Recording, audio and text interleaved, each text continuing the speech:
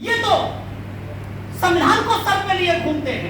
ये शादी विवाह में बेटा बेटी की सारी संविधान की शपथ दिलवा के कर देते हैं। तो हमें इस संविधान को लेकर के एक इशू बनाना होगा और इस संविधान को खत्म करने और बचाने का नाटक करना होगा। और ये जो 30-35% मत है देश में, इसका ध्रुवीकरण करना होगा। ये वोट बसपा की तरफ में नहीं चला जाए, क्योंकि बसपा असली है। अगर ये वोट बैंक बीएसपी की तरफ चला जाएगा तो ये जो बाबा साहेब के मानने वाले लोगों ने पिछले 40 वर्षों में संघर्ष किया है, उसका रिजल्ट अब आने का टाइम हो गया है, उसका रिजल्ट आ जाएगा। तो आज आपको कुचलने के लिए आप सत्ता में न आ पाओ, आज पूरा प्रयास कांग्रेस कर रही है और पूरा प्रयास भारतीय जनता पार्टी कर रही है। और ये जो दोनों की पोछ पकड़ के लटके गए हैं, जिनको पेट का सवाल है, वो बेचारे, उनको कुछ नहीं समझ में आ रहा है। उनको इतना समझ में आ रहा है कि हमें कुर्सी कैसे मिलेगी। हर एक आदमी वो राजपूत बनने में लगा हुआ है। मेरी बात को नोटिस में लेंगे। आज अब किसको मैं कहूं, ओबीसी के भाइयों को मैं कह रहा हूं। ओबीसी के भाइयों में कुछ जो आगे बढ़ गए हैं, उनकी बुद्धि खराब हो गई है। वो अपने आप को रिप्लेस करना चाहते हैं राजपूत और ब्राह्मण को, और स्वयं राजपूत और ब्राह्मण बनना चाहते हैं। ये स्थिति है देश की। मतलब जो राजपूत और ब्राह्मण कभी वो शोषण करता था, दमन करता था, रिकॉर्ड उठा के देख लीजिए। कोई सप्ताह नहीं जा रहा है बिहार में, कोई दिन नहीं जा रहा है बिहार में, कोई जिला नहीं बच रहा है बिहार में। एट्रोसिटीज हो रही है, बहन बेटी की इज्जत लूटी जा रही है, कोई दलित मार दिया जा रहा है। आप लोगों को ध्यान होगा कि राकेश पासवान को सोनपुर में वहां मार दिया, लालगंज में। और किस लिए मारा गया राकेश पासवान को? इसलिए मार दिया गया क्योंकि 14 अप्रैल के जयंती मनाने के लिए वो जुलूस की तैयारी कर रहे थे। जुलूस की तैयारी कर रहे थे। आते हैं 2-3 लोग मोटरसाइकिल से, 2 मोटरसाइकिल से, 2 आगे खड़े होते हैं, 2 पीछे खड़े होते हैं और जय भीम कहते हैं। जय भीम कहने के बाद और फिर गोली चला देते हैं।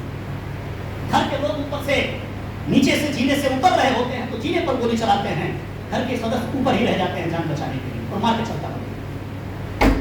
दरभंगा में राम प्रकाश पासवान को बदमाश लोग मारते हैं और मारते मारते जब वो मरने लगते हैं, पानी मांगते हैं पीने के लिए, तो उनको पेशाब पिलाने का काम किया जाता है।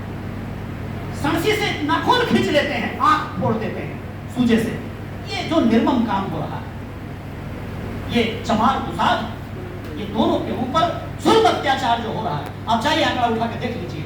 आप जब पाएंगे तो आप पाएंगे कि आप ही जिसको बहुजन बहुजन बहुजन चिल्ला रहे हैं, आप उसी बहुजन में से कोई भाई। तो ये नई सियासत, नया दौर, एक नई स्थिति आई है।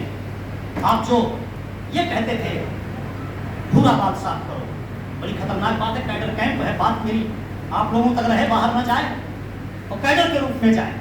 पूरा बात साफ करो जो लोग कहते थे, तो पूरा बात साफ कर रहे हैं क्या आज? कि सारे दलितों को साफ कर देना चाहिए। वो चाहते हैं कि सरकार आए लेकिन बीजेपी की आए। वो चाहते हैं कि कांग्रेस की सरकार आए। वो चाहते हैं कि मराठा में महाराष्ट्र की सरकार आए। वो कतई नहीं चाहते हैं कि सरकार जो है शेड्यूल्ड कास्ट की आ जाए। ये बहन कुमारी मायावती जी देश में स्थापित, ये नहीं चाहते। वो हमारे ही भाई हैं, बहुजन भाई कहलाते हैं। और हमारा पूरा भाषण रख लिया, हमारा पूरा भाषण निकाल लिया, क्योंकि ऑनलाइन का जमाना है, सब अवेलेबल है। ये किताब पढ़ पढ़ के पूरा भाषण निकाल लिया। जब मीटिंग लेते हैं तो हमारा ही भाषण देते हैं। लेकिन ये नई राजनीति का दौर आया है कि वो खुद साफ करने में लगे हुए, दमन करने में लगे हुए। अब आपको क्या करना होगा? वैसे ये हमारा मिशन है, हमारा मूवमेंट है, हमारा काम है उनको तैयार करना, उनमें सद्बुद्धि लाना, सद्बुद्धि ला करके बहुजन समाज का निर्माण करना, उनको अपने बड़े भाई छोटा भाई बना करके उनको राजपाट का भागीदारी बनाना। ये हमारी जिम्मेदारी, ये हमारी जिम्मेदारी बनती है। लेकिन अगर इस प्रकार से जुर्म अत्याचार हो तो फिर हमें सोचना चाहिए कि अब हम क्या करेंगे, कैसे समझाएंगे उन्हें। समझाने का तरीका क्या है? तो समझाने का एक ही तरीका है कि अपना वोट आप अपने पास रखिए। मेरी बात थोड़ी कड़वी लगेगी आपको। अपना वोट इकट्ठा कीजिए, एससी एसटी वर्ग को इकट्ठा कीजिए, अति पिछड़े को इकट्ठा कीजिए और उस नेताजी को, विधायक जी को कहिए कि विधायक जी अब आपको वोट नहीं देंगे, आप समाज में गड़बड़ फैला रहे हैं। आप गड़बड़ फैला रहे हो, आप बात कुछ और करते हो और काम कुछ और करते हो। ये समझाना होगा। ये उपवर्गीकरण हुआ है बहुजन समाज में। ये जो SC/ST में उपवर्गीकरण हो रहा है रिजर्वेशन के लिए, ये वोट बैंक का उपवर्गीकरण हुआ है, आपके वोट बैंक का ध्रुवीकरण हुआ है। बात कहना है, वोट ले लेना है और इसको पनपने नहीं देना है, इसकी राजनीति समाप्त कर देना है। इसलिए सारे लोग, अगर कोई एक दुश्मन नजर आता है उन्हें इस देश में, बीजेपी की अगर कोई बी टीम नजर आती है, तो नीतीश कुमार जी बी टीम नहीं है, तो बीजेपी के यहाँ चौकीदारी करे, वो बी टीम नहीं है। चिराग पासवान जी बी टीम नहीं है, वो हनुमान जी बने रहे। जीतन राम मांझी जी उनका जूता चप्पल उठाए, वो बी टीम नहीं है। कौन है बी टीम भाई? बी टीम कौन हो गया बीजेपी का? बहन कुमारी मायावती जी। बहन जी उनके यहाँ जूता चप्पल उठाने जा रही है, बहन जी उनकी चाकरी करने जा रही है। स्वीकार होगा ये परिभाषा कोई दे पाएगा? सैद्धांतिक स्तर पे ये जो कैडर हम लोग चला रहे हैं, कैडर दे रहे हैं, जो हम मनोवाद ब्राह्मणवाद पढ़ाते हैं, तो बहन जी ने भेजा तभी तो पढ़ा रहे हैं, सिखाया है।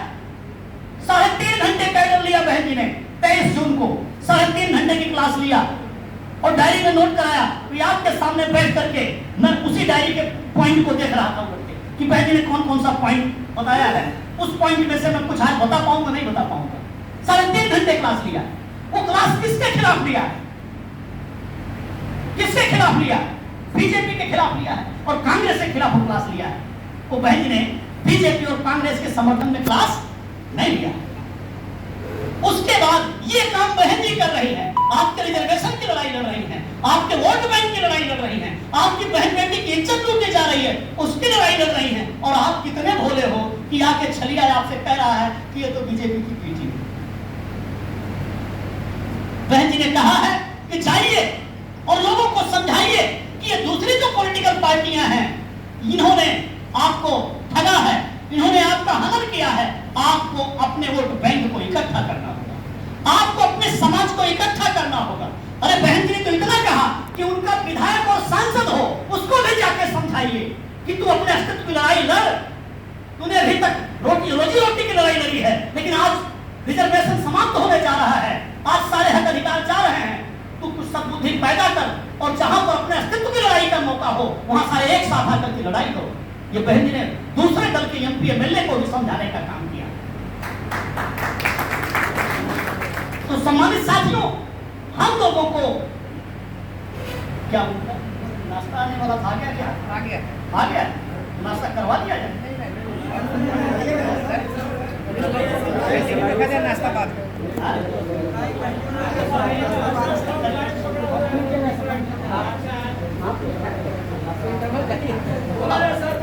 नाश्ता दे दीजिए। नाश्ता आगे आ दिलवाइए। मैं बोल रहा हूँ तब तक आपको नाश्ता करना चाहिए। तो सम्मानित साथियों, मैं इन मुद्दों से उठ करके ये जो हेडिंग मैंने आपके सामने दिया है,